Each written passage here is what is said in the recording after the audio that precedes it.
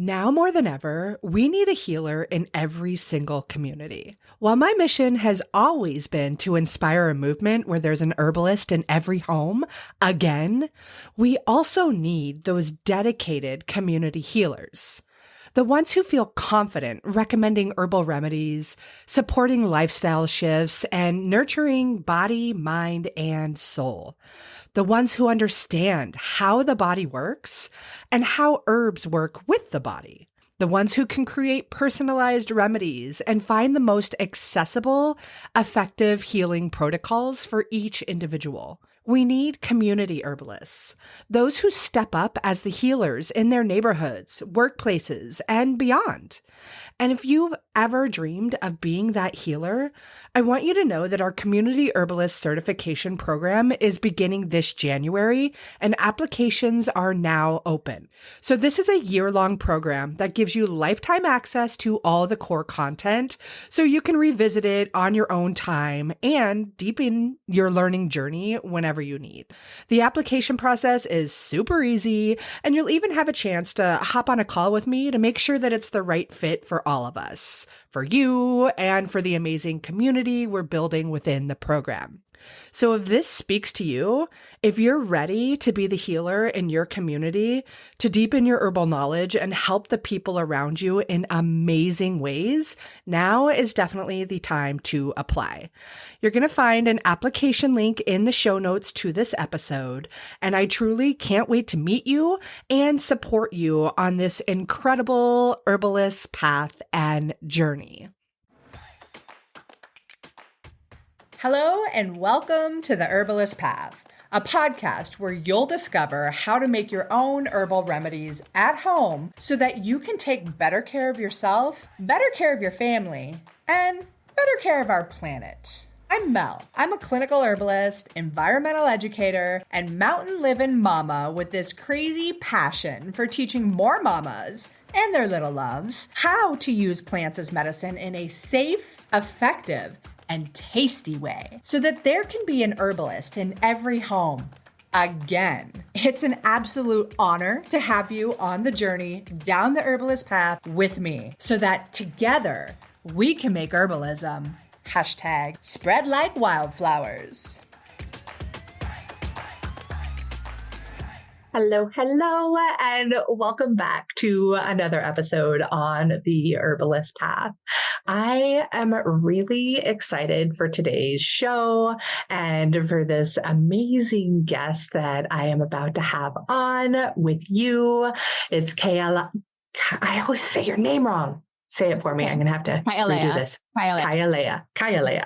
I meant to say that before I started the recording. When you read it, like Kay'aleya, I get it. Okay, I'm going to start that again. Rose. Hello, and welcome back to another episode on the Herbalist Path. I am so incredibly excited to introduce to you today's guest, Kay'aleya Hunnybee, a brilliant clinical herbalist and integrative health practitioner that specializes in women's health, so women's sexual and hormonal health and menstrual health for all those that menstruate. And she is this amazing being, even though every time I say her first name, I butcher it for some reason. It's not a lack of love or respect for the amazing work that she does. She also is an educator and teaches people all about various aspects of women's health and hormones. She is also the podcast host at Womb Wisdom, the Herbal Womb Wisdom podcast. Man, I am butchering your intro and I gotta do it again. Holy crap. I'm trying to speak and it's not working. It's so funny. My friend just sent me this reel and it's hilarious. I feel like I need to send it to you now, but it's me in perimenopause, how I feel like I'm talking in a conversation, but what's really coming out, and the lady's like, lick 'em slow on stick 'em. Dude. That's what I'm doing right now. So, Kay'aleya. Thank you. Yeah. Kay'aleya. Okay. Hello. Welcome to another episode on the Herbalist Path. I am very, very, very excited to introduce to you my guest today, Kay'aleya Hunnybee. She is a fellow clinical herbalist and an integrative health practitioner. She really specializes in women's health care, particularly around hormonal health and sexual health and menstrual health for all of us who menstruate. She's like this beautiful soul, which I don't even need to tell you because you're going to listen to the episode and feel that from her. She is also the host of the Herbal Womb Wisdom podcast, and she will be one of our special guest educators inside of our community herbalist program. And gosh, yeah, I'm just so excited to finally connect with you on this podcast. We've been trying it for so long, but life kept happening and we kept having to reschedule. So thank you so much for being here and welcome to the Herbalist Path. Yay. Thank you for welcoming me. Thank you for inviting me and welcoming me. And yeah, it's such an honor to be here. Yeah, it's great to connect with you. I know, finally. Well, let's get started. One thing I always love to hear about, and I know I'm going to love hearing about it from you, is just how you first got into the world of herbs and plant medicine. Like, where did that stem from for you? This is always such a big question to answer because there's different paths, right, that got me here. What I think that I'll speak to, there's a couple things. Okay, so when I was in India, I went to India in 2003. And I encountered people working with herbs regularly. Like it was just something that was happening, right? And one of the things that one of the facilitators did, now I didn't realize people were herbalists or there was anything like that at the time, but one of the things that the facilitators did was actually encourage us to take neem regularly, which I was just like, wait, I don't know what that is, but they're telling me to take it. So I just started taking it. So I was taking it actually every single day when I was there. And they were like, this is going to help you with any like weird water you're drinking or like things you're touching. And, I was living pretty low key in India. And this was my study abroad program when I was in college. And I was just kind of like, okay, cool. So I did. I took it while I was there. I actually didn't get until, I don't need to tell the whole story about that, until a very particular episode where I had like a really massive health journey. Until then, for like months, I didn't get sick at all. And I was all over the place. Like, and, I don't know how many people who are listening have been to different places in India. I was in southern India. And yeah, I mean, I was encountering a lot of dirty water. I will tell you that. And so it's pretty amazing to me that I was like doing as well as I would. I never thought about that. Like when I was there, I didn't think about that. But when I think back, I'm like, that's the first time that I like used herbal medicine regularly. That was like actually a part of my life. So I think about that. And then I also think about how I was volunteering on a farm when I was volunteering on this biodynamic farm. And actually a lot of the time in India, you have chai, right? Like there's stalls all over the place. And at this farm, and I was a pretty significant caffeine addict at the time. That was like an important thing for me. So I was like, oh, chai, yay. This is so awesome. It's everywhere. So I was always excited about that. So when we would have breaks on the farm, we would often have chai and I'd be like, oh, great. Like it's going to energize me. I'm going to feel good. And then sometimes they would have this other tea and they wouldn't have an option for chai. And I'd be like, oh no, I can't. Like, this is not going to be able to support me through the rest of my day. And what I learned later was that was Tulsi. That was Tulsi tea that we would have. And I remember the feeling. It was always the women who brought it over. And it was like, not the dudes. It was the women who brought it over. And there was this experience of us all connecting. There was like this opening to our hearts. And I did feel energized. And in some ways, I think I even felt more energized than when I had the chai. It was more like this uplifting, feeling more balanced, feeling more good. I just knew I liked it. So now when I look back at that, I'm like, oh, that's where my first awareness is. Even though I didn't have the awareness of like, this is herbal medicine and I'm going on this path, it's where my first awareness is of like, herbs were in my life and they were just a part of what I was doing and I was noticing their effects. So then fast forward, like finished college a couple years later, And I was volunteering actually in Oregon, in your neck of the woods, down in Cottage Grove. I was at a sustainability education and research center. I had no money at the time, so I was doing a lot of work trading around the country. And it was called Approvecho. I don't know if you've heard of that, but Approvecho. And I was there for months.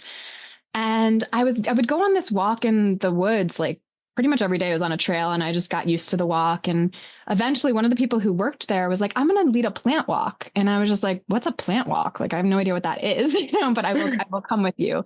And I knew that she kind of like made herbal medicines, but she didn't talk about it like that. I just knew that that was something she was doing on the side.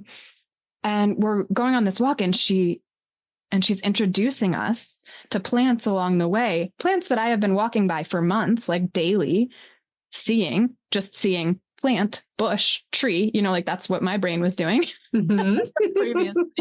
And she's like, and this is Oregon grape. And you can actually, like this is the way she's like harvests some. She like, uses her little knife to take some off. She's like, this is the yellow part. This is the medicine. And she's like telling us about what these different plants offer. And I'm just like, my mind was truly blown. Like this concept, not only that, yes, like some plants can be medicinal. Like I think I knew a little bit about that in the garden, like that we could grow some plants that might be medicinal, but that these plants that I was walking by every day that lived wild around us had medicine that we could have a relationship with. Like it was, I don't know, whatever I perceived as reality before that was entirely different after that walk. So I immediately came back. She told us like basic idea around making a folk tincture. I immediately came back. I went and harvested Oregon grape.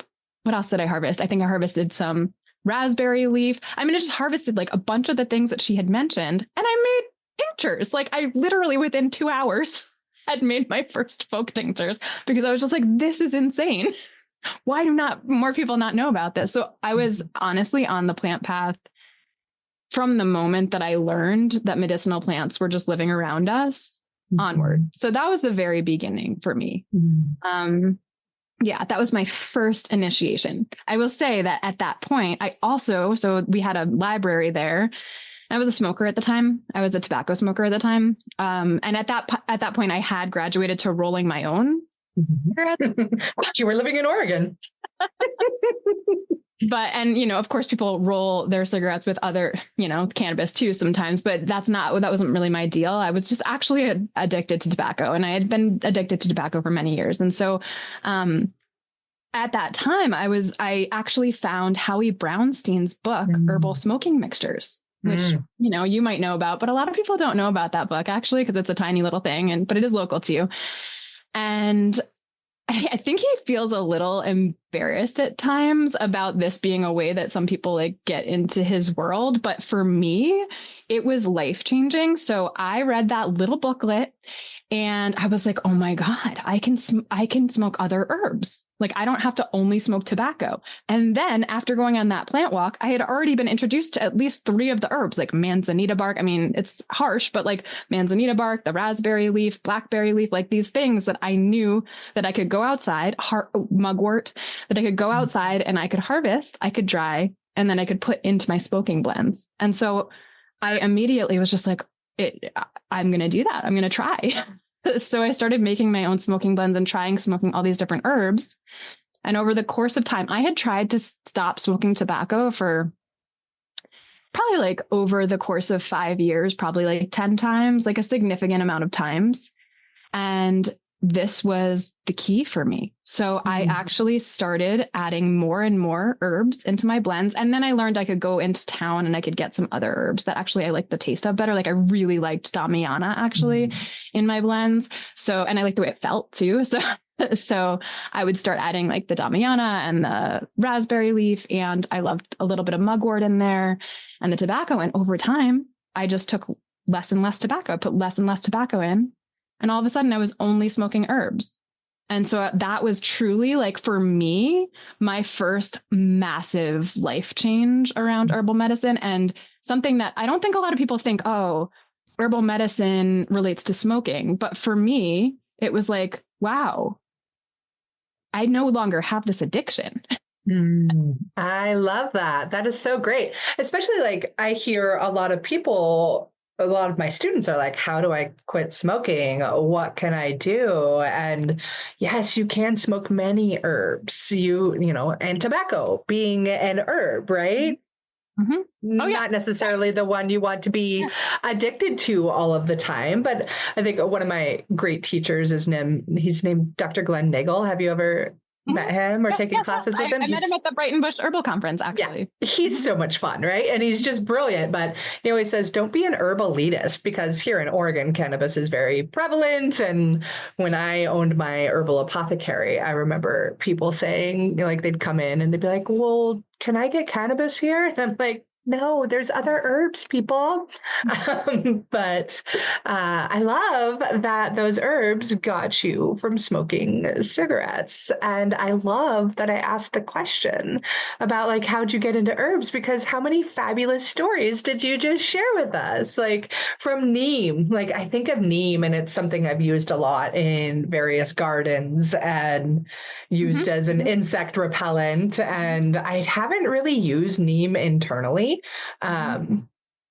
But it sounds like it did a really fabulous job for you. Yeah. And so, yes. And so it's different. So the neem oil is what you're using. The neem seed oil is what you're using in your garden. Right. Mm-hmm. And so that is actually the extracted oil from, not infused, but an extracted oil from the seed. We've used that too in our organic gardens. Mm-hmm. And you can use that internally. In fact, that's one of the, yeah, it's disgusting smelling. Yeah, totally. But it's the leaf actually. So the leaf, it's a tree. So like the branches and the stalks and stuff, or the stem and even the bark is really also medicinal, but it's the leaf that we were using. So it was just, I think, powdered leaf, and I was taking it in capsules. And that's actually extremely anti-malarial, anti-parasitic, antimicrobial in general. It's actually a pretty incredible, and it's strong. It's not something I would want to be taking every day of my life forever, but the idea of having an ally when you're in a place that has tropical diseases, it's a nice addition,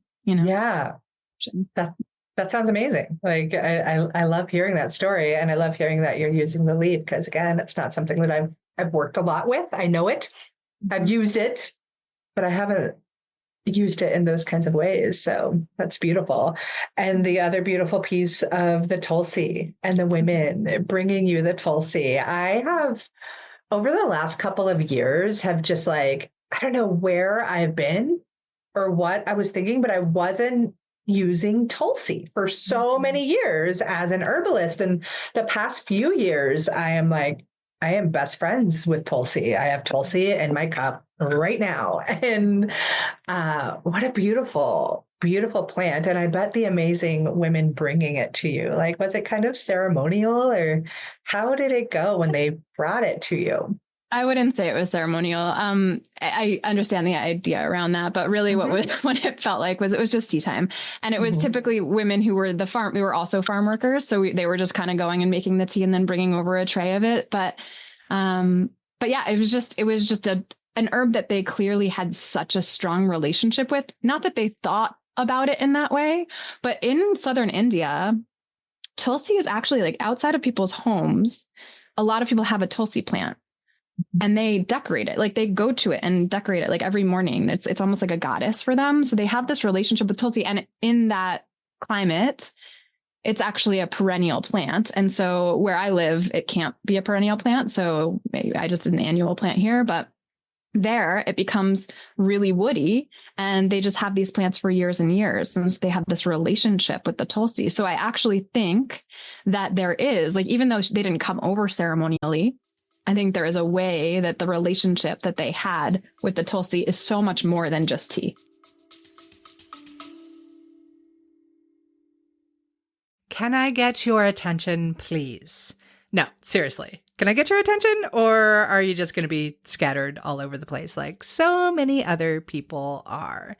No, I'm asking because Wish Garden Herbs has this amazing product called Attention Ally, and it's a focus friend for kids. And as we head back to school and everybody's ready to get their study game on, or if you're a homeschooling mom, gosh, oh golly, you've got so much you've got to focus on too. And this Attention Ally ally from Wish Garden Herbs is going to help you and your kiddos stay nice and focused. So they use milky oat tops and passion flower and skullcap in there, which are all going to help kind of support and calm the nerves and the mind. So that scattered kind of ADHD brain, not to say that they're claiming ADHD by any means, but speaking for myself, so that just kind of calms down a bit. And then there's Go-To Cola and nettles as well. Like the Go-To Cola is going to bring circulation to the brain. It's going to stimulate the memory and help a person be able to stay focused and stay attentive to the things that need to get done. Plus, it's got some cinnamon in there, which gives it a really, really nice flavor. They put it all together with organic alcohol, Rocky Mountain spring water, and some glycerin too. So it's nice and tasty. Your kids aren't going to refuse it.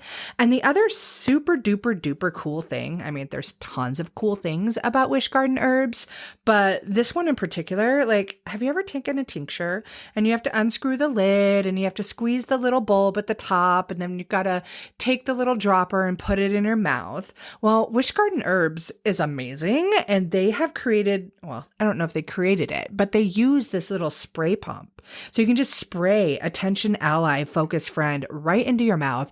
Your kiddo can pop it in their backpack and take it with them wherever they're going to learn and spray it in their mouth when they're just like, uh-oh, I need to start really being focused and clear here. So anyways, I love Wish Garden Herbs. I love the people that run this company. They are absolutely, hands down, super stand-up herbal products company that I recommend from the highest of all highs. So definitely check out their Attention Ally Focus Friends. I'm going to link to it in the show notes for you. Click the link and get your focus on. Mm-hmm.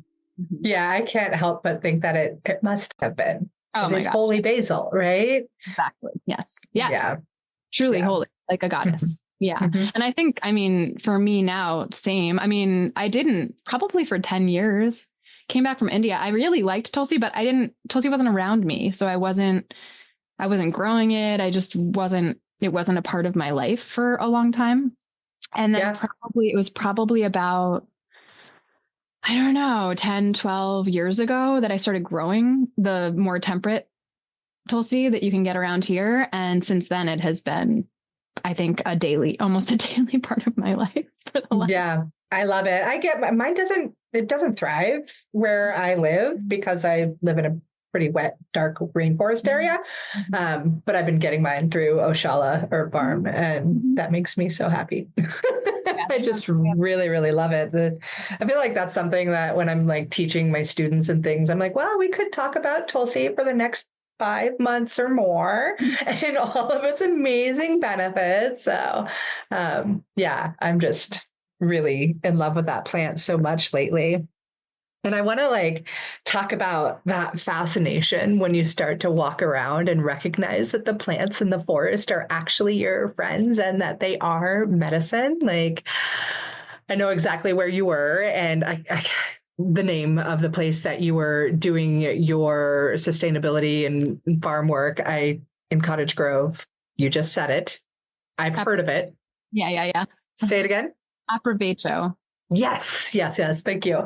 I definitely looked into that way back, probably around the same time that you were there. I was living down in Eugene around that time. So we have crossed paths so many times. And that was in 2005. So I don't know if that was when you were there, but I was in Eugene. I was in and out of Eugene from 2005 and 2006. That was my world. So actually, I was in Portland by then, but still, my family's been down in Eugene the whole time. And yeah. Anyways, but yeah, that like amazing feeling when you're like, there's so much more, and it's so wild. Like now you and I could probably think about like how crazy it is that we didn't really discover that or make that connection. And it was my 20s for me.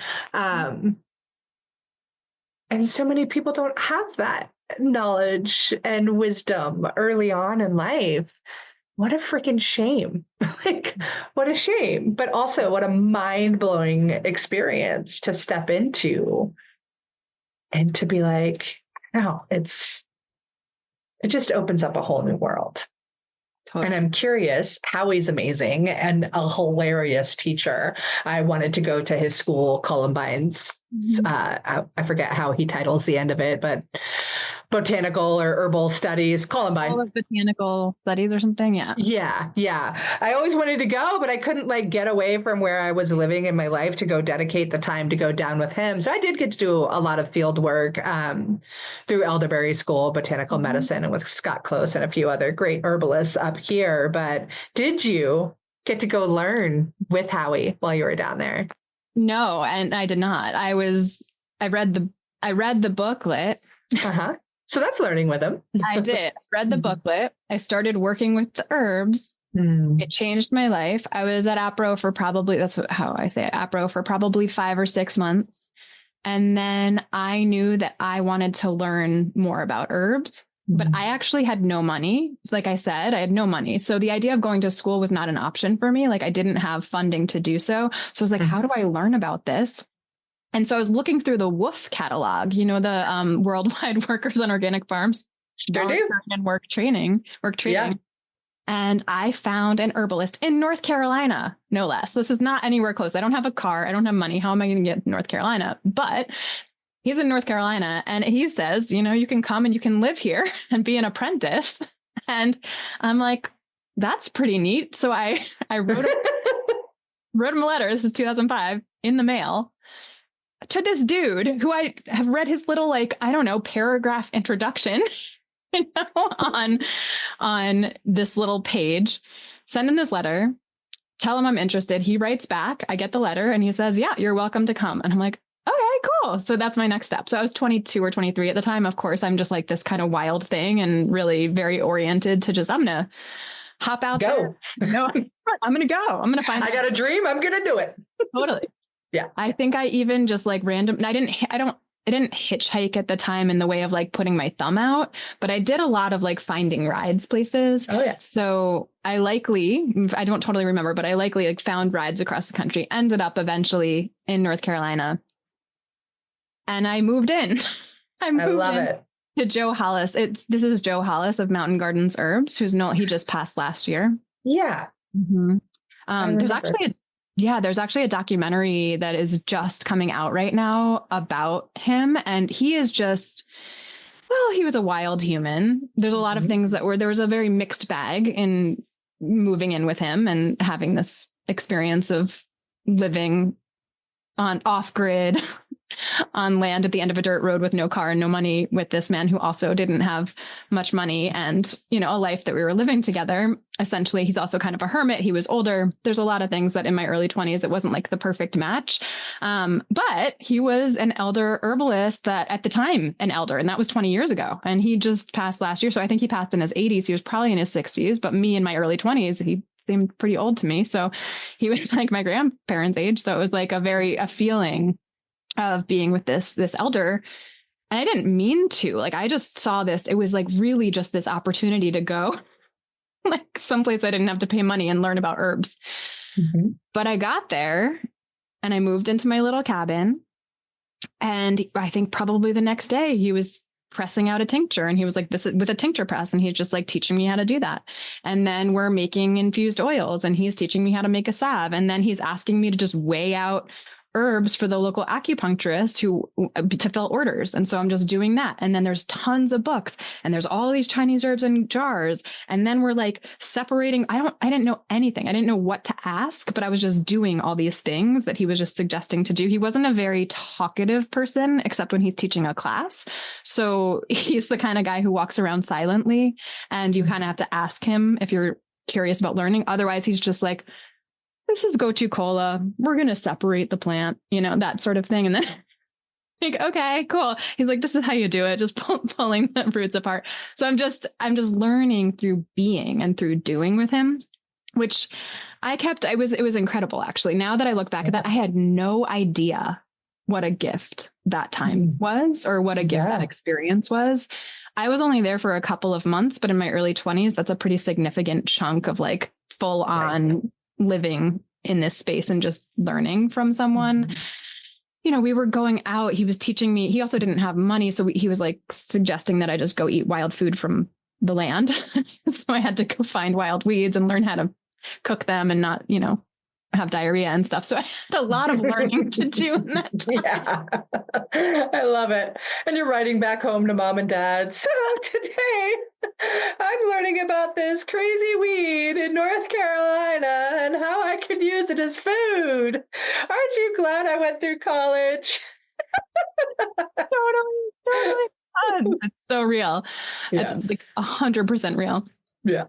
Because truly it was writing, because we were totally off grid at the time. And yeah, it was just a very different reality. So such an interesting experience. I even, to bathe, it was either bathing in his greenhouse in this tub that he would fill up occasionally, or it was going to the spring, to the river, and just bathing in the river. And it was cold. I went in March, so March to May or so. So it was like, there was still snow on the ground. I'm like going to this little river and washing myself off. So it was an interesting experience. But part of what he did as well was he really tended the wild plants in his landscape too. So he introduced me to bloodroot. He introduced me to ramps. He introduced me to a bunch of different, like the cohoches and just like a bunch of different plants, trilliums that were out there that he actually would go and tend to those communities. So like he really would go back to the same communities. He just lived at the base of Mount Mitchell. So you could go up, there were trails and stuff. And he'd go to these certain communities that he would just like pay attention to and see what was happening and gather the seeds and reseed. And he was just a very, I don't know, there's nobody that I've encountered that's quite like him. Mm-hmm. And I had because this was my entire introduction to what an herbalist was. Mm-hmm. I had no concept that this was like something different from what other people were. So that was honestly, when I think about, like, you were like, did I go to study with Howie? No, I didn't. I went and next step up, not to discredit Howie and his brilliance, but wow. But then I had to leave. I was supposed to be, I have to be really honest. I was supposed to be there for the entire season. And I was there for 2 months. And I was just in my young 20s at the end of a dirt road with this man who was basically like a hermit. And it wasn't the right match for me. Yeah.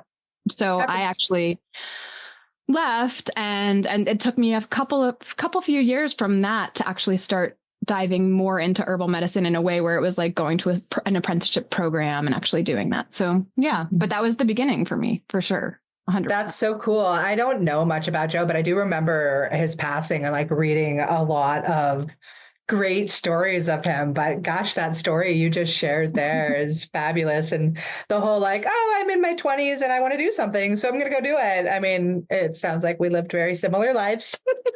Mm-hmm. I was very much that kind of, all right, this sounds exciting. Next, let's go do it. And some days I miss that freedom. That freedom is now gone as a mother and all of the other things that have happened in life as we grow.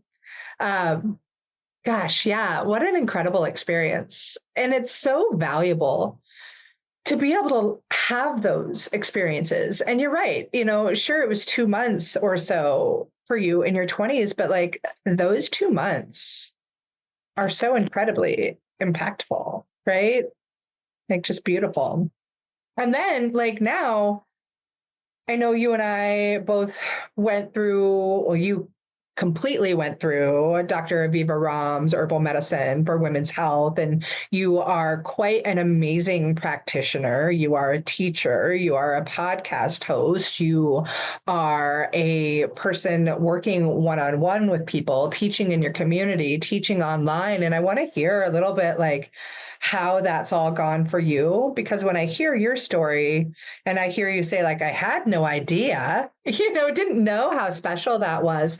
I can think back to my early herbal influences and things that like the plants that kind of grab you, right? And you have no idea. I say this to people often, like if I would have known back in like 1999 when I started being like, oh my gosh, these plants, they're here, they're medicine. And this is really cool, because I was a backpacking guide. That's how I got into it. I was like, pay me to be outside. That's all I want to do. Yeah, if anybody would have ever told me that I'd be still infatuated with this world of herbal medicine enough to like, my job is to talk about it every single day. I would have never known that back then, right? Yeah. So I just want to hear a little bit more about your journey as you continued down the path. Like you started learning more. I know you've done Juliet Blankenspore's Chestnut School of Herbal Medicine. I know you learned with Dr. Aviva. I know you are also an education addict. So yeah, I want to hear a little more. It's a good description. So actually, after Joe, I wanted to learn more about herbal medicine, but I wasn't clear on how to do that. And I ended up in New Mexico and I ended up in bodywork school. So that was my next step but it was a bodywork school where they also taught herbalism. And I honestly look back at that. I'm like, I learned almost nothing in that herbalism class, even though it was just so much looking at a book. And it was actually a good book. Like I look back at that now I think it's called The Heart of Herbs by Cheryl Tilgner. Yeah. Like it's a good book. It's just that if you're new to herbs and you're more of an embodied person, to just learn out of a book is really hard. So it's a great book. I have it also. And she lives down in Pleasant Hill, near Cottage Grove. Oh yeah. But I could see where that would be a really challenging book if that was like your program. Yeah. It's also not like an introduction to herbalism, not like an appropriate introduction to herbalism book. But anyway, all that said, went to this bodywork school. I was really inspired to do like basically bodywork, integrative healing forms of work, kind of bring the herbs in as I could. And towards the end of my program, we were learning some subtle work that's similar to craniosacral, a little different, something called core synchronism. And we did that with pregnant people, with mamas and pregnant people. And I had been working, I'd done over 100, maybe 150 hours or something of clinic. So I'd worked with a lot of people at that point. And as I was working on this pregnant mama, I noticed this subtle energy that I was just like, wow, this is special. Like something about like that connection, the energy that was present with little babe inside was so different. And I was just like, I want to work more with this energy. I want to work more with these people. So I was like, what do I do next? So I literally was like, I want to work with birth. I was introduced to a home birth midwife and I was just like, oh, home birth midwifery, that is definitely a path for me. So I immediately started looking into what do I do to start doing that. Of course, I still don't have very much money. So I'm like, okay, apprenticeship, whatever, all these different options. But in order to even start, people kept saying, oh, it's a good idea to become a doula first. So I went and I became a doula, birth doula and a postpartum doula. And I started attending births and I was doing these like really community led kind of apprenticeship home birth midwifery, a couple different ones with different midwives. So I was learning some skills and some information, but it was all so much. Like, I think maybe you can relate to this, but for me, I did not have a biology or science background. I did not do that in college. Mm-hmm. I was like social sciences, like learned about culture and religion and stuff. And so it was just so different for me. And it went over my head so much, like all the hormones and like all the connections and all the stuff. I was just like, I had to learn it like 4 times in order to actually start to get it. But I learned it with different people, But I was focusing on that and really focused on the midwifery. And in the course of that, so many home birth midwives work with herbs like they do because that's what they have access to. So I was just learning the herbs in relation to the perinatal period. And I was just becoming really familiar with that. And I was working with some massage clients and I was just like handing them things that I had heard about that might be good for them. Some nettles here, some alfalfa there, like just nourishing herbs, some things that might be helpful. And some of them came back and were like, oh, that actually felt really good. And so then as I was learning, just about midwifery, I realized that I wanted to learn more about the herbs. I wanted to get better at the herbs. So I sought out an apprenticeship. This was in 2008. It's not like that long after, but it was enough time that I feel like I took a little moment of a break in my 20s. That felt like a while. But I guess that was in 2008. And I went to Blazing Star Herbal School with Tony Lemos. This is in Western Massachusetts. So at the time I had moved to Western Massachusetts. And it's a real hotbed for herbal medicine, home birth, midwifery, doula work, all the kind of integrative health stuff. It's a really interesting area. And while I was there, so I started this program, and it was actually an apprenticeship program that was really low cost, which was awesome. And we went every Tuesday. I think it was like every Tuesday from 10 to 4 for a year. We were going to her home and working in the garden and seeding the plants and making medicines and learning about bioregional herbalism. We were just like learning about the plants from being with the plants. And she actually was trained. I think she's from the UK originally. She was trained in like more in the UK. They do more like science-based, like university-based herbalism. So she initially started there, and then she came to the US and she actually studied with Susan Weed. So like Susan Weed was a big part of her kind of bridging the worlds and making it into, I know she's a controversial figure, so I'll just speak that into the space without just ignoring it. But she's a pivotal part of what herbal medicine is in the United States today too. And so anyway, Tony was really inspired by all this kind of like embodied relationship to the plants. And she brought that into what she had already learned. And so there was actually, she had taken over the school. I'm not going to remember the name. It was a different herbalist school that Tony had taken over. And so started, and this apprenticeship program was something that had gone back to probably starting in like the 80s or something. And so Tony had taken that on. And I think I was one of the first years of her teaching this, but anyway, I didn't know that at the time, but she was really an embodied. And so I learned about the plants, seasonal herbalism. That's what I was learning. And then I was also bringing that into my work with my birth clients. So, and my massage clients. So that was really cool. So I did that for a while. And then because I was in the birth world, I heard about Aviva. So that is how I initially found Aviva Ram. I think probably I probably started hearing about her in like 2009, 2010 or something, but that was before she was anyway, she was still in medical school. It was a different, she had a different presence actually back then. So anyway, I was drawn into her world, and I was just like, this is someone I want to learn with. And so I found my way to actually I just remember I did not have like easy access to finances. So it was just a real, like, how am I going to make this happen? And then like saving the money and then choosing to do it. And I even paid like probably, I don't know, a third of what it is now, like for that program. But I really wanted to learn it because it was so very much in my world. So I started that program in like 2010 or 2011 or something like that. I think you might have started at a similar time as I think it was like 2012 for me. Maybe 11, somewhere in that circle. Yeah. But then, as I think we've talked about before, and probably anyone who's listening who has any awareness of that program, it is actually quite a comprehensive, very like medical terminology, like really like deeply diving into all the different parts of being with a womb, like the process of life. And it was not an easy one for me to move through. Like, I think it took me, I think 10 years to get through that program, because it's also all on your own, right? So that was the other piece that I think a lot of people can relate to. It's such a dense program. And then there's no there wasn't actually any kind of like support along the way. So it was just like, you're on your own now. Yeah. So that was a rough go for me, but I kept coming back to it because I was like, this is like the core of what I'm wanting to do and offer in the world, what I already am working on. So I just need to continue through. So very slowly, like a little snail, like found my way. Yeah. And then I love that you did, though. Like, I still have not officially completed that. And I've used that program and all the resources basically as reference material for a long time. Like, I need to learn about this right now, and let me go learn about it. But we're not alone on how long that takes. Like, many of my fellow students in the beginnings of my other herbal programs are still working on it. Quite a few of my friends who are naturopaths and who are midwives are like, do you want to get a study group together?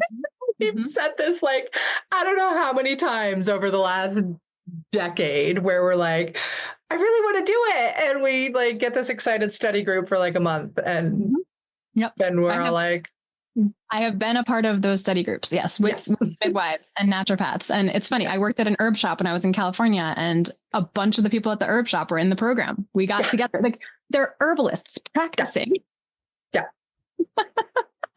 So anyway, I think now though that she's like putting a little more time and effort into the community, and they're doing more live stuff. At least I'm getting the emails for it. So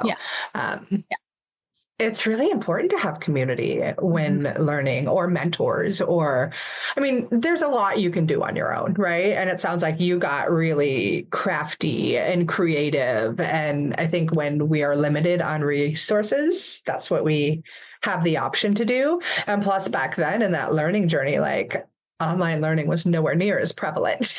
I mean, the online world was hardly as prevalent. It truly makes me feel like we're old, but we don't look old. I know. I think about that stuff. I'm like, yeah. I mean, when I was with Tony, there was no online anything. It wasn't an option. And with Aviva, when I joined, it wasn't an online program. It was like a distance. You get the books. Yeah. Yes. These ones. Yep. Oh, not that one. Not that one. They look like that though. This one. No, not that one either. That's a Brighton Bush one. So I keep all my older books. Anyways, hers are on the other end of my bookcase, but totally get it though. Mine are way back there. I haven't looked at them in a while, but yeah, I mean, it was correspondence, essentially a correspondence. Yes. So anyway, it is obviously we're dating ourselves. Wise. We are now the wise. We are becoming the wise women, right? Like, is that what we are now? I don't know if we can claim that, but we're getting there. We're closer. We're heading 10 in that steps direction. Closer. Yeah, absolutely. I love that. Yeah. Yeah. So I was studying with her, and I mean, I was going through midwifery school at the same time. I did so many things while I was still in that program. So, and like many other people do that too. So I was doing my clinical herbal studies during that time, and I'm like, I don't really need to pay attention to that right now because I'm in person learning, doing all of the things. So yeah, so I think after that, I actually joined Seja Popham's first astro herbalism course. So that was when, I mean, and most people didn't know who he was. He wasn't really a thing back then. So I just think of this and I'm like, how did I even find out about these things? But I was really interested in that. And it just became kind of like a hobby of mine. I was curious about that whole world. And that's about all I studied with him. But I thought it was really interesting. And then I just started getting voraciously interested in like, how can I really deepen my practice? I started working at the herb shop in California. And then I realized I really wanted to work more clinically. So I'm like working at the herb shop basically as a community herbalist, right? So I'm there. It used to be called Halo. It's Remedy Garden now, if anybody's in the Nevada City area in California.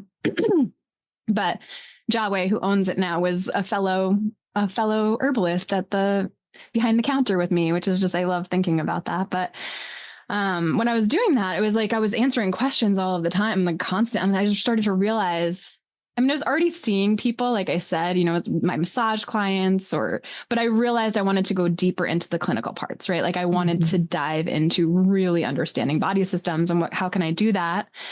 And I remember somebody coming into the herb shop. This is actually part of the story.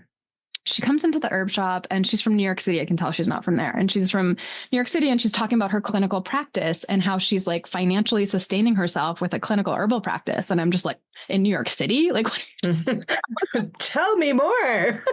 Yeah. Tell me more. Turns out she was also a body worker. But anyway, regardless, she's doing both. And I was like, well, where'd you go to school? And she was like, oh, I went to Thai Sophia, right? So like, it was like this master's program, Thai Sophia. I heard her say that and I was like, okay, cool, whatever, interesting. It's in Maryland. It has no relationship to me. I'm definitely not moving to Maryland. I wasn't that interested, but then I went to Santa Fe and I was talking to my friend who was a pediatrician. She is still a pediatrician. She's a really close friend of mine. And she's like, I know that you are a brilliant human and I trust you, but I would not be able to like send a patient of mine or like refer a patient of mine to somebody who doesn't have the highest degree in their field. And I know nothing about herbal medicine and I just can't, I'm not going to go learn it. So I really would need somebody to have the highest degree in their field. That like rang in my head.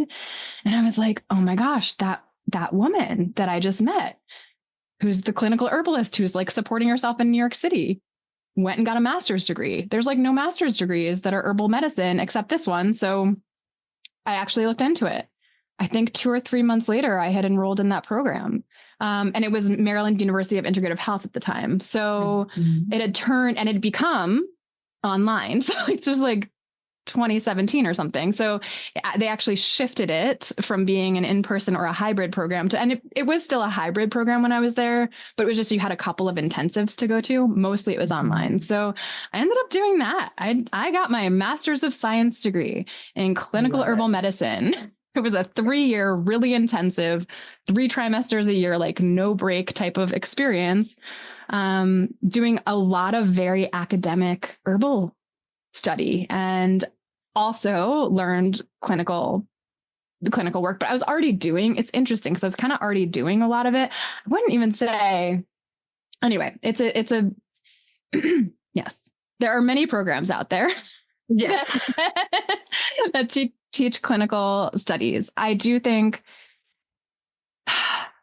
it's really important to get a lot of practice. I learned a lot of the didactics, a lot of the physiology, pathophysiology. I'm so grateful. I learned how to analyze research studies. I learned about how much, actually, a lot of people say that a lot of herbs are not studied. There is so much research out there, actually, herbal medicine, like especially in other countries. So I actually found that really interesting. And that has really, it's invigorated me in a lot of ways to be like, oh, I kind of have evidence here. Like this doesn't, it's not just like something I'm doing because I heard about it, or it's not just traditional knowledge like so many people talk about. And now I can talk to doctors. Like I actually can have a conversation with my friend who's a pediatrician and I can speak her language. Right. And that's like something that is invaluable. I am grateful that I did that program for that reason. Yeah, absolutely. Yeah. It's a big difference between the book study and the sit there, go through the program, do the thing, versus like actually getting out there and doing the thing, right? Like talking to people, learning different clinical assessment skills, learning how one herb might impact the body in that particular unique body, right? It's really deep, and there's a lot to be said on that credibility piece. I don't have my master's. I went through a clinical program and have done the things, but I think a lot of what initiated my desire to go through the clinical program that I went through was so that I wouldn't just be that woo-woo, hippy-dippy person, that people could take me seriously, that I could speak science to people that need to hear it. And it also makes me think back to Aviva and like her whole journey, right?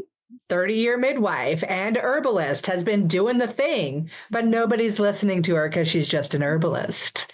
So what's she do? She goes to Yale and becomes a medical doctor. Right? And now look at her. Look at who's listening now, It's pretty amazing.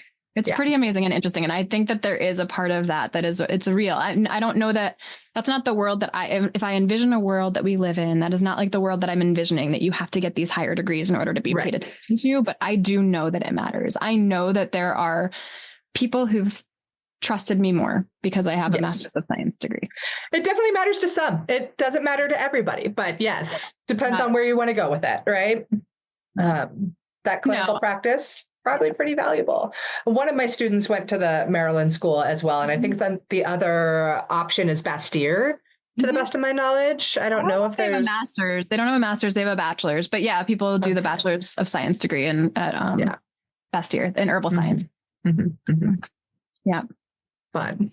But then there's also the magic of the traditional knowledge. Oh my gosh. And it's huge. And I would never want to only have that academic, like Master's of Science degree. I actually don't. Yeah, that's just on it. It's so separated from the embodied practice. And I don't mean just the embodied clinical practice. I think a person can be a great clinician and actually know what they learned in that program and move through kind of the path of working with the dispensary and having other people make the medicines, and then you just fill them. Like, you can be a great clinician in that way if you are actually orienting yourself in that path. But in terms of being like what feeds me as an herbalist is very much the embodied relationship with the plants and my embodied relationship with practice. I know that you've been a product maker that sold products before. I've never done, I've always made products. I make my own like seasonal products. I do it every single year, all the time. I always make my own stuff. I make stuff all the time, but I don't make it for sale. That's just hasn't been my path as an herbalist. I've certainly made things that I've offered to clients, but it's not a in the store type of thing. Yeah. yeah, there's just so many different ways. Yeah, I think that's the beauty of it, as how many different paths you can travel with it. And it sounds like you have done many.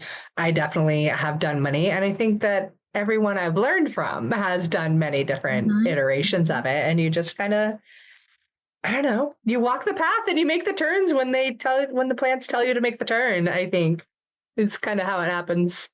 Yeah. And I think that's something that, I don't know. I started learning really early on because I started having different teachers. And I imagine you felt this too. Probably like, I don't know, when I started going to conferences, which are great. I think conferences are an amazing place to kind of get exposure and learn from different people and just see where you resonate and what direction you want to go in.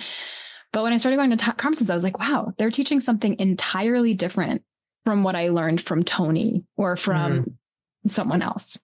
Yes. And then I'm like, wow, herbal medicine, this is like, it's not this streamlined, this is the way path. It's very eclectic, very diverse. Like Matthew Wood is doing drop doses with people. David Winston is like, hell no. I am not doing drop doses. I'm doing full therapeutic doses. You know, it's like, it's so interesting to literally hear, like, these are two, what I just named, you know, I named two men, but like I named Matthew Wood and David Winston, and they are both practicing herbalists who've been practicing for decades. They both have clinical experience and they practice entirely differently. Absolutely. I find that fascinating. When you start learning that, it's like, wait, I'm totally confused. And then it's like, I think that's a lot of times for people, including myself, when I'm like, I need to learn so much more so I can find my own way in this, because it's not just this way and that's the way. It's like, actually, no, I have to kind of gather from various sources, various places, and then find what feels true and right for me.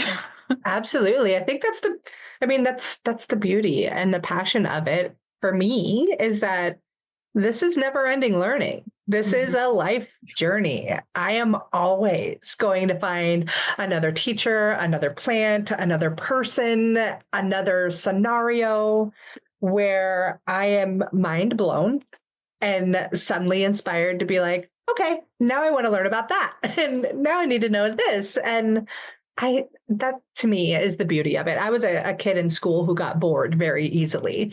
And I don't get bored with herbal medicine. No, it's endless. It is truly endless. It's lifetimes, I believe, of learning.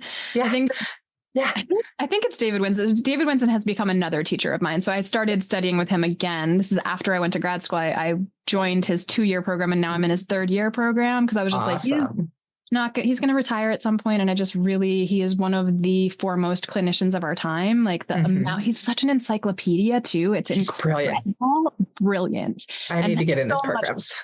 So much clinical experience.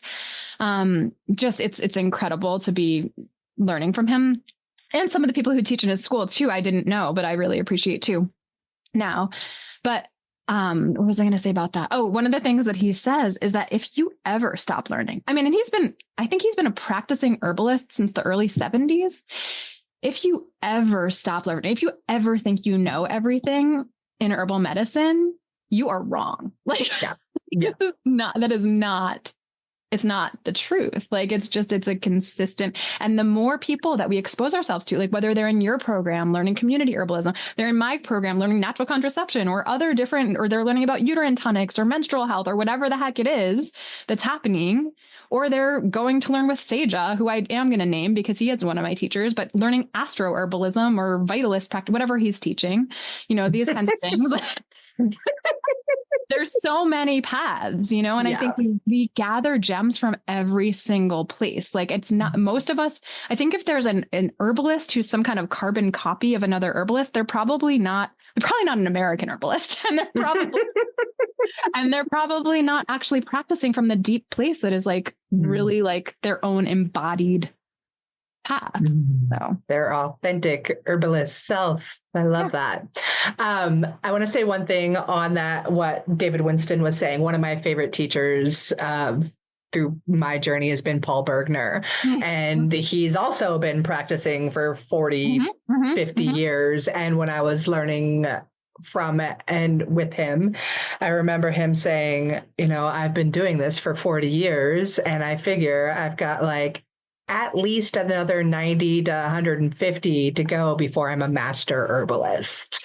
And I'm like, all right. And it was great that he shared that. And it stuck with me for so long, to the point that oftentimes it gave me this feeling of imposter syndrome of like, who am I to teach? I don't know anything. Oh, wait, I do know more than some people and I can help those people. And then they can find the rest of their journey and their path. So yeah, there's so much to learn and it's so beautiful. And I want to go back to what you're doing now today. Like, obviously your story has been amazing. And I know you really specialize in women's health. So tell me what you're doing today with all these incredible teachers you've had. Yeah, well, I'm bridging all the worlds that I've walked, like all the worlds that I've walked through, right? So I started certainly with the plants and then ended up with the womb. And then over time have developed that knowledge, right? And I'm so grateful for all of that. And I now weave it all together. So yeah, I mean, I've got my podcast, Herbal Womb Wisdom. So I'm covering all things womb, herbs, and honestly, just deep wisdom, earth wisdom, seasonal lifestyle, like really have amazing guests come on there who just share about all kinds of things. I love weaving people in who are walking paths where they're kind of like at the edge of their field, or they're stepping into like an insight or a new knowledge, or they can bring a way of seeing and being in the world. Honestly, what I'm up to is helping us to connect more deeply with our womb spaces, with our bodies, with the wisdom inside us, and also connect with the wisdom, the seasonal wisdom, the seasons and cycles inside and outside of us. So that's kind of what I'm doing. So I've got my podcast doing that. I'm teaching classes. I do sometimes take new clients. I'm not currently taking new clients, but I do sometimes take new clients to do one-on-one work. I love sharing and exploring what is possible for us in the world. So one of the things that I'm doing right now, that I'm like actually actively doing right now, is offering natural contraception online, which is a program. It's actually a program. It's a pretty awesome program. Yeah, of course it is. Look who they're learning from. But it's combining what I've been doing. I've been practicing fertility awareness method style natural contraception since 2008. So I don't know, maybe 17 years now at this point. And I learned that when I was in midwifery school, because I learned it when I was learning how to help people to conceive. And then I was like, oh my gosh, I can use this as a birth control. Cool. So I started doing it. I didn't realize it wasn't something that like a lot of other people were doing, because I was in my 20s at the time. And more recently, I realized that people were really interested in this. So I've brought together now, I'm teaching fertility awareness to people who are new to it, or who are just like, they want to get into it. I have a student right now who said that for 10 years, she's been wanting to try tracking her cycle, and she just hasn't done it. And so this is this beautiful space where we're creating like a little bit of accountability and container for people to take the steps, feel the confidence, learn their bodies. I love teaching embodied anatomy too, and physiology. So I help people to understand their cycles and their hormones from a place that's not just like super heady and separate. I feel like when I've learned the hormones, a lot of times it's felt like, oh, that's that thing on a piece of paper. It's not in my body. So I really help people to bring it into their own body too, versus it just being something you're learning outside. And then I'm bringing the herbs in. So I'm bringing in herbs to support us to prevent pregnancy within.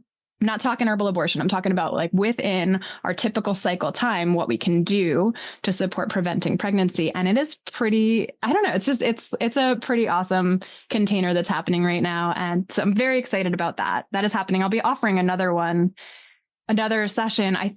I'm pretty sure I'm going to be offering it this summer. For sure, I'll be offering it sometime this year. I'm pretty sure that the next session is going to be this summer. So if people are interested in that, that is going to be happening again. That's amazing. So if they are interested in it, how are they going to make sure they're connected with you? And don't forget. Good point. So a couple of things. I actually have a wait list if people are interested in jumping on the wait list, herbalwomb.com/class. And you can just jump on the wait list and you will be the first to hear about it. If you're interested in starting to track your cycle, just getting to know that basic initial, like what are the things you're going to be doing? You can even really get started right now. herbalwomb.com/track your cycle is a free guide. It also has some resources on it, which are really great too, to go further. So if you're interested in actually like, some podcast episodes or some books that you can grab to learn even more deeply, that's on there too. So yeah, I hope that is helpful for people. It's a great place to get started. Mm-hmm. Yeah, we will definitely link to that in the show blogcast for sure, because I think so many of my listeners, they're 99.9% women. So they're going to be very, very interested in this kind of topic. And then I think before we hit record, you were talking about another cool class that you have coming up, I think in March. What do you got there? That's like a one-off class that I'm teaching for the Earth Body School, which seems kind of like a neat little online school space that invited me to teach. I'm going to teach uterine tonic, herbal uterine tonics. So we'll talk about, it's probably like a 2-hour class, and we'll probably talk about, 10, 15 herbs that are really supportive for womb health overall. I'll probably talk about different. So when we talk about uterine tonics, it's both for nourishing the womb space, but it also could be for supporting the strength, supporting the health of the womb. So depending on which herbs, they all kind of do something a little different. So yeah, I'm excited about sharing that. That sounds like a fabulous class. So I'm going to recommend that anybody that would also like to learn about uterine tonics, definitely head over to her website. Again, it's going to be linked inside of the show notes. But I would get on her list so that you can be in the know when that class happens and when she opens up. What is the name of your course? Like how do you call it? I know you just talked about it. Natural contraception, the herbal way. Perfect. When that opens up sometime in 2025, you're going to want to know. So, and you'll be teaching inside of the Community Herbalist program later this year, which is super exciting. I can't wait to sit in on that class. That's part of the joy of hosting a whole program with guest teachers, because I'm learning with you. It's so fun. So thank you so much. You are such a joy to chat with, and hearing your story is so inspiring and beautiful and fun. And I love knowing that you're coming out to my neck of the woods in April, and we're going to frolic through some beautiful, luscious green trails. And that. Maybe see some trillium. Maybe see some trillium. You can get on the ground and say hello. Yeah, I'm pretty sure it's up right around then, because it's always great because Portland's an hour east or west of me. And all of my Portland herbalist friends will be like, yay, these plants are coming up. And I'm like, cool, I got like 2 weeks and those plants are going to come up for me. So they're like my little pre-calendar, my reminder, like, get ready, your friends are about to show up. So good.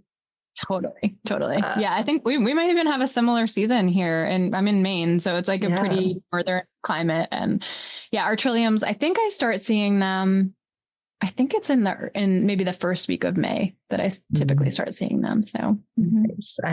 It's sunny right now today, and I'm so excited for the plant friends to start popping up. And I know I'm still only in January. So, but the sun is returning. The sun. Yes, I'm so ready. Okay.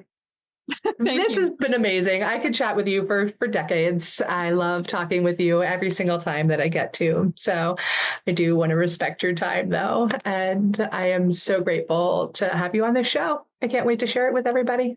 Yay. Thank you so much. Yeah. Thank you. Bye.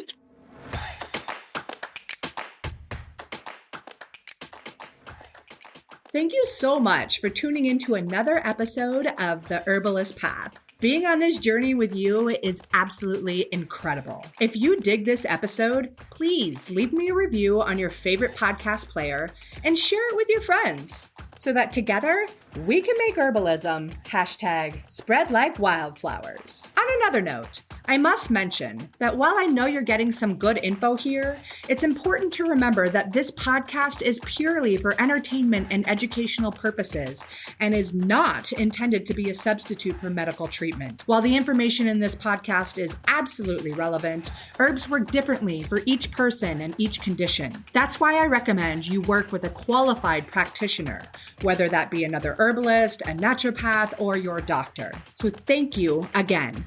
I am truly honored that you're tuning into these episodes and on the path with me to make sure that there's an herbalist in every home again. Don't forget to share this episode with your friends so that we can make herbalism #spread like wildflowers.